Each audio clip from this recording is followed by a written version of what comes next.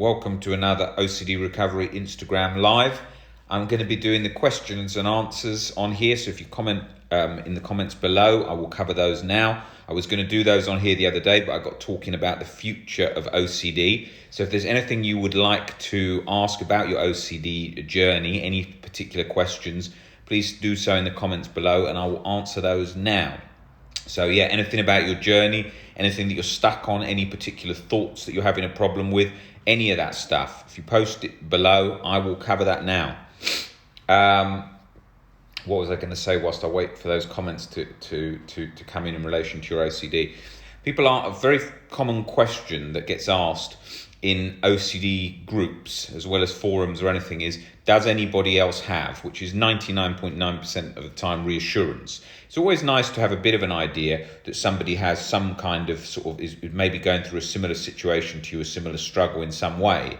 But apart from that, it becomes a massive reassurance breeding ground, because when you're asking, does anybody else have, you're basically trying to check if you're not the only person with that. So with those situations, what you want to do instead is move to, maybe I am, even if I was the only person who had this, even if you were the only person who had this, that still isn't the end of the world, because people think it is. People think if they're the only person to have that thing, it would be a disaster. But what are you going to do if you were?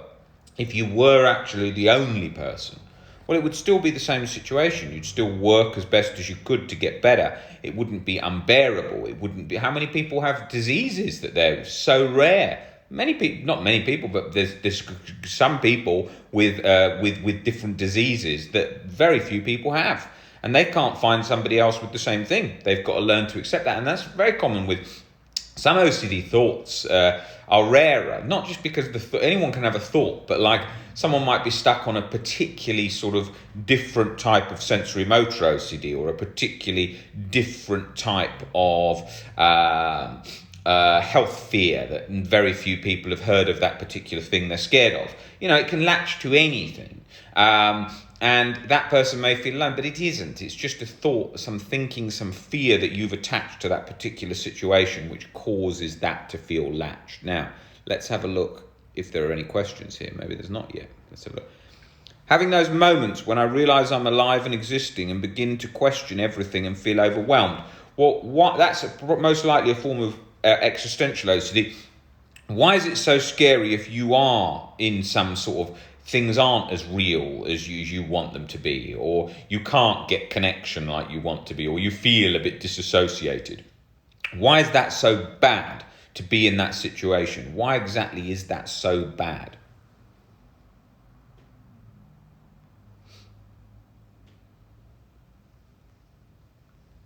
Now, that question there about fear of repetition after recovery, what exactly are you scared of there? You're saying fear of repetition, but what's so scary about repetition? Why what exactly is frightening about that? So if you just elaborate a bit more on that, then I can give you an answer to that question. But feel free to ask anything here in these comments below, because this is where you can ask me anything in relation to your OCD. If you're not coming into our one-to-one or group coaching, you can ask anything on here, the same as with the Facebook groups. And this is where you can ask those questions so you don't struggle alone. Psychosomatic pain. Yes, you will get lots of pains that are sort of fleeting around the body as anxiety is pumping through the nervous system. So you will get pain like maybe in your legs, in your hips, in your back, in your neck.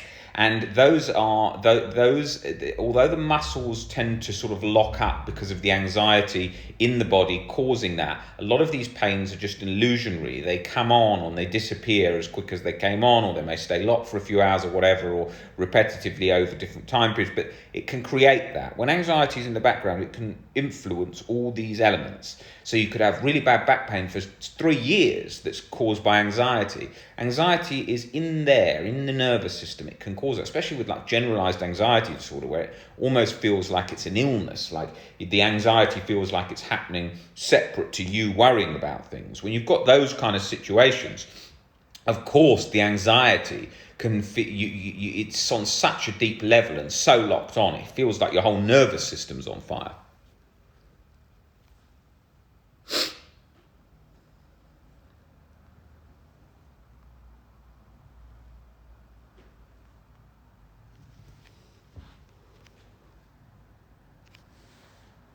OCD latching to different things at the same time. It's going to latch to different things. It's not going to latch to one thing. People often think, oh, OCD is only going to latch to one thing. It doesn't do that. You've got a brain, so you can think of thoughts. You can think of things. So it's going to latch to a variation of different things.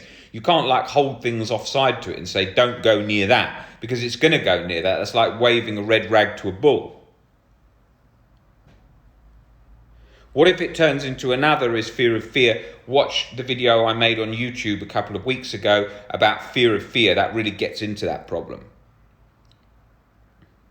The fear of about having dreams about OCD and OCD coming back again, that's all to do with fear of OCD returning. So that's all fear of fear in another form.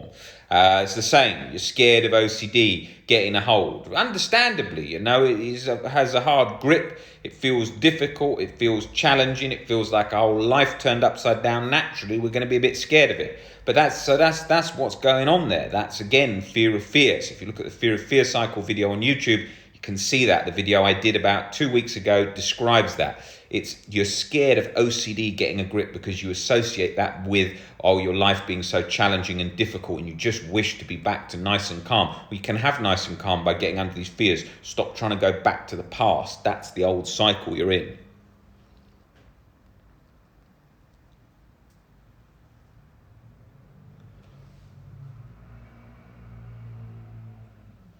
If you actually look at a lot of these comments that come in on these Instagram lives, and in the groups, in the Facebook groups, WhatsApp groups and so on, they're predominantly, a large amount of the time, fear of fear. It plays a significant part. Fear of being stuck like this, fear of never getting out of this, fear of being in this, in these sensations for that you're the only one stuck in, lost in, never going to get back to your old self. That's the problem. That is the problem. It's that fear of fear cycle that's pumping away there. It sort of doubles back on itself. The anxiety sort of loops around. It goes, oh my God, that's scary. But what if I'm scared of that as well? I'm scared of being scared. And then it does that, and then it creates that loop. And fear of fear, it obviously comes with a lot more, tends to, physical anxiety symptoms than most of the other fears, because it's sort of anxiety against itself. It's like a cycle of electricity plugged back into itself again, sort of double the strength. It feels like that. That's what happens with a panic attack. With a panic attack, you're scared of the sensation. You become so scared of the sensation then becomes stronger because it's sort of being attacked by itself. It feels like that. So it's very much what you're doing is you're just rejecting. You're trying to get rid of sensations. You do not want to have certain sensations, and you're saying, I must not have them, they must go, I really don't want them there, anything to get rid of them, and it's internal rejection of a sensation. If I told you if you're going to have the flu and it's going to feel the worst thing you've ever imagined, and it's starting now but it's only going to last a day, you wouldn't be very scared. If I said it was going to last 10 years, you'd be very scared. So it's to do with your perspective of it. It's the idea, the association you're making that the fear will never turn off and you'll be stuck in a never-ending cycle forever and ever. If you knew anxiety could be cured with a pill that was on the table in front of you right now, that if you took it, you'd be cured, most of your problems you wouldn't even be worried about right now because you knew the tablet was there without taking the tablet, because you're so scared of being scared. Can't highlight this enough. People are very scared of being scared, and you really have to look at that. Hence why we've got 2 books that really cover that on the reading list. The Claire Week's Self-Help for Your Nerves, and a much sort of neater, better, in a lot of ways, a better packaged version of that by Paul David in At Last Alive, where he sort of takes the Claire Weekes stuff and words it in a way that sort of it really gets in there. I mean, Claire Weekes was the absolute anxiety pioneer for her time. Paul David really just puts it in great words, but both books equally in their own ways, very, very good. But I find that Paul David really gets in there for anxiety. It's a very good book for that type of anxiety and fear of OCD, that kind of stuff. Not in relation to getting under core fears, learning to become more rational, the Albert Ellis work that we do in the first book, How to Stubbornly Refuse to Make Yourself Miserable About Anything, and the second book, The Myth of Self-Esteem, by the founder of CBT, Albert Ellis. Let's have a look here. Any other questions specific?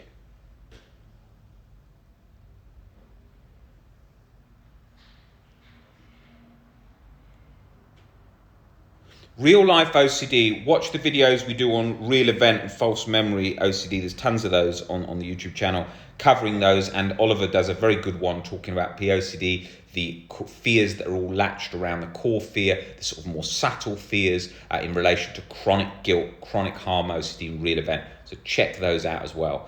But it's very much the only thing that's bothering you with a real event is your perception of the real event.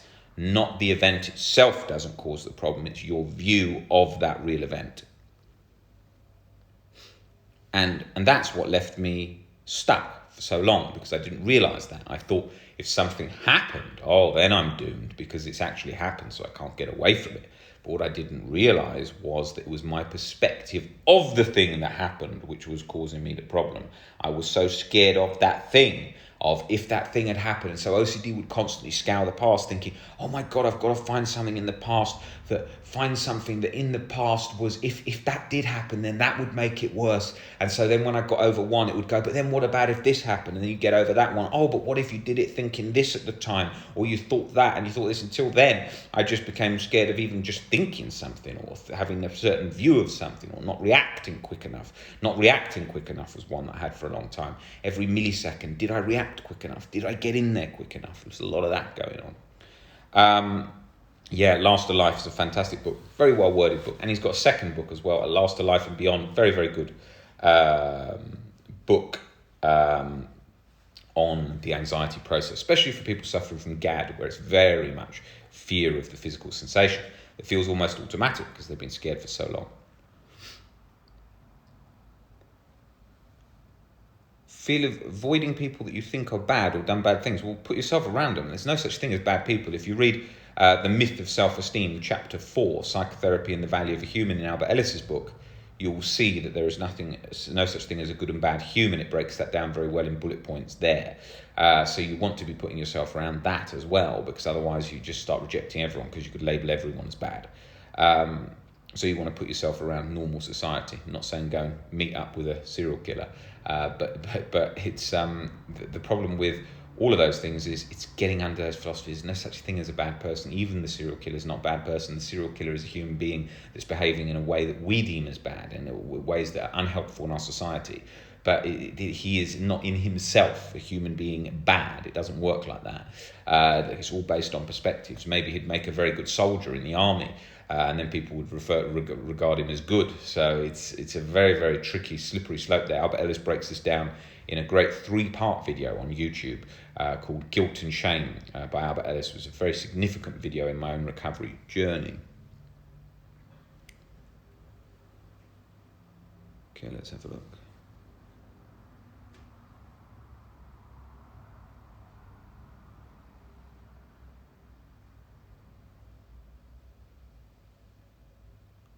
What do I think of books by Wendy Dryden? I think Wendy Dryden has got some good books on anxiety, very helpful anxiety books. I liked some of his books. I thought they were good. But I mean, I could say 100 different authors that I think have got good books. You know, the reading list is very specific to that. Otherwise, people go so far off track. You know, people will go looking for everything, constantly jabbing at every single book. Have I got something from that? Have I got something from that? I mean, in my lifetime of working with OCD, I've read hundreds and hundreds of books, and although it's very helpful points, often they're reiterated. I think Wendy Dryden's books on anxiety have some very, very good points, but you must stick to that reading list. Everything you need is there.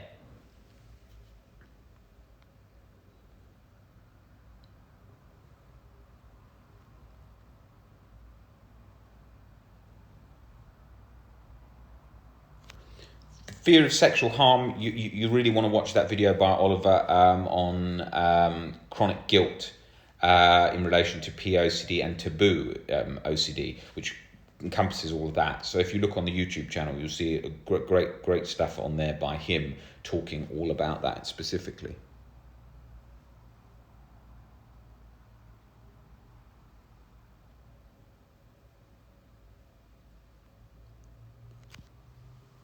The question in relation to repeated words in your head, that's because you're scared of, I imagine, the repeated word playing out, because you believe that will interrupt your quality of life.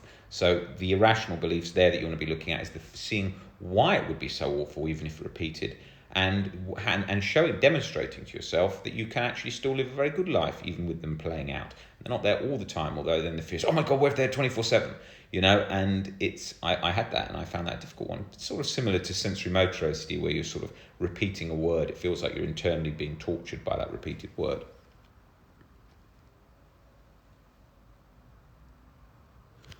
All the therapists say accept the thoughts as they are and do not pay attention. Not all the therapists say, but a great deal do, and it's a topic that I mention on here nearly every day, nearly every few days, that thoughts are thoughts won't cut it. People love that idea. People want to go to that because it feels warm and comfy. Oh, thoughts are thoughts. Oh, lovely. What? Just thoughts? Yeah. Oh, great. And I've only got to read this book about learning to see things as thoughts. Yeah. Doesn't cut it. Otherwise, people wouldn't be on this page. Doesn't work like that. It's a lovely idea that we would all love to buy into. Oh, it can just feel nice, reassuring. I mean, even the Claire Weekes book can feel very reassuring. Oh, it's nothing wrong with you. It's just anxiety sensations, just anxiety thoughts. But you ain't better. So it's the Claire Weekes. A lot of people, all the thousands of people that have been in with us over the years, always say they love the Claire Weekes book and love the Paul David book, and it's very helpful for a lot. But for a large portion, they say it's a bit reassurancy. It doesn't get under it enough. For me, if I'd read Claire Weekes and Paul David and alone, I wouldn't have got better. Now, I know there's die-hard fans of Claire Weekes and been in forums for decades. But at the end of the day, they're still stuck most of the time in there because they haven't got under the fear like Albert Ellis demonstrates. So you're going to have to get under the fear too. You can't do it just with Claire Weekes and Paul David in a large amount of cases. It doesn't release because the brain's like, no, I think it's real. I'm still too scared. I can't take that risk.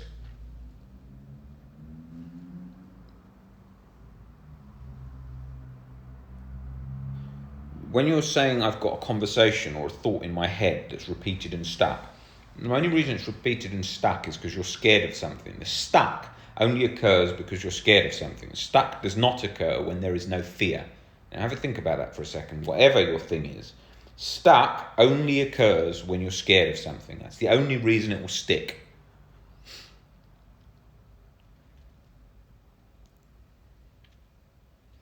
And be careful with this whole I need to feel normal basis. If you're trying to feel normal, you're not going to feel normal.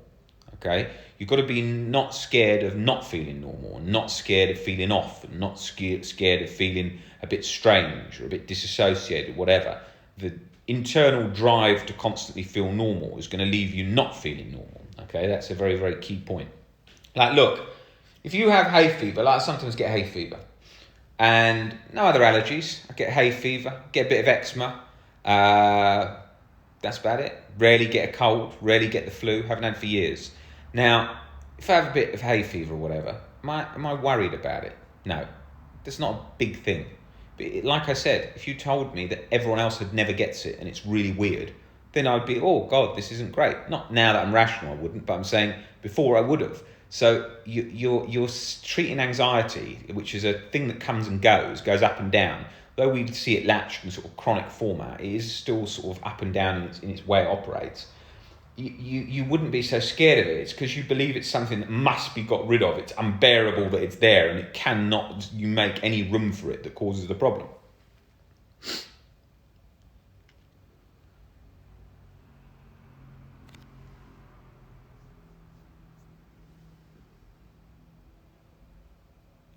What you need to do is, when a lot of people write these comments, a lot of the comments that I don't answer, you want to just look over those comments and you want to think, what are you trying to do in that moment? Are you trying to get rid of a sensation? Are you trying to get rid of a feeling? Because those questions that are, am I the only one? Why is this doing to me? You don't need to know everything about why anxiety is doing it. People come to me all the time, oh, the amygdala this and this part of the brain this. You don't need to know all those scientific words. You do not need to know all that information. You do not need to know everything about OCD. You only need to know the things that help you get better. So we don't need to know everything about everything. Same with health OCD. People come in, they talk all about really complicated names for a disease and stuff because they've Googled the hell out of it and know it from all angles. But you don't need to know all of that. See that high, is it normal for your brain to think that the next colour, is the answer, like if I think I should go there in the next colour. Is it normal is 99% going to be reassurance. We've got to hold ourselves accountable for it. It's an easy mistake to make. We've all done it loads of times. We've got to look at it and go, is it normal? What am I trying to do? What if I said it wasn't normal? How would you then feel? You'd have to learn to accept it and make peace with it. It's not about asking those questions. Is it normal? Why is this happening? You don't need those answers. And can I recover is again fear of not recovering, fear of being stuck anxious forever and ever. That is also part of the problem there. Can I recover? Have you seen this before, Rob? Will I get better, Rob? These are reassurances.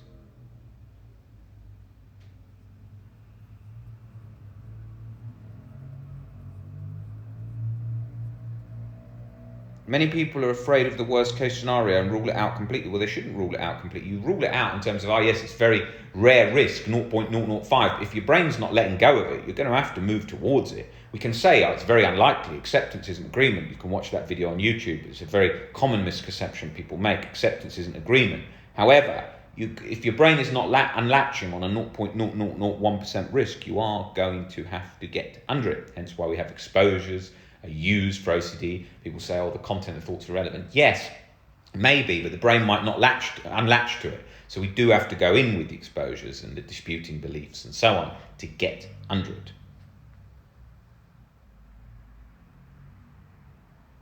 I think that covers most of the questions and answers that I wanted to cover in this time slot I had now.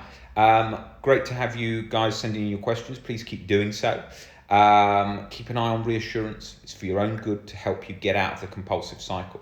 And I will see you guys on one of the next Instagram lives. Any other questions you want to ask, please put them in the Facebook group. Anyone can join that. It's a free group. And otherwise, I'm back on here doing these Instagram lives every 2 to 3 days. So you can just come on here and put the stuff in the comments here and I'll try and cover them. Great to see you guys. I'll see you on the next one.